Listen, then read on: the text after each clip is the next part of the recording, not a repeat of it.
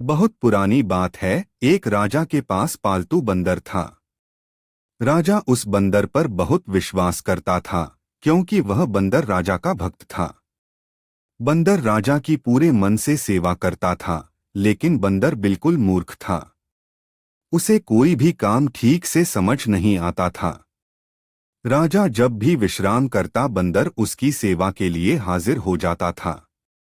उसके लिए हाथ पंखा चलाता था। एक दिन की बात है, जब राजा सो रहा था और बंदर उसके लिए पंखा झल रहा था, तभी एक मक्खी भिन भिनाते हुए राज के ऊपर आकर बैठ जाती है। बंदर उस मक्खी को पंखे से बार बार भागने की कोशिश करता है, लेकिन मक्खी उड़कर कभी राजा की छाती पर, कभी सिर पर, तो कभी जांघ पर जाकर बैठ जाती थी।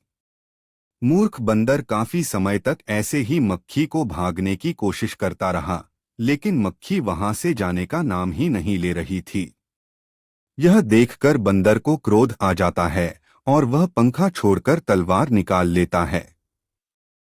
जब मक्खी राजा के माथे पर बैठती है, तो बंदर तलवार लेकर राजा की छाती पर चढ़ जाता है।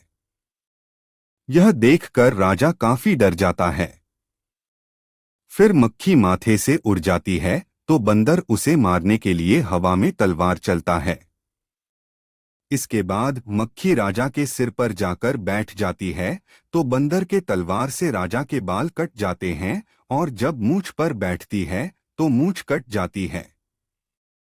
यह देख राजा कमरे से जान बचाकर भागता है और बंदर तलवार लेकर उसके पीछे भागता है। इससे पूरे महल में उथल पुथल मच जाती है। कहानी से सीख। इस कहानी से यह सीख मिलती है कि किसी मूर्ख को ऐसा काम न सौंपे जो बाद में आपके लिए ही खतरा उत्पन्न कर दें।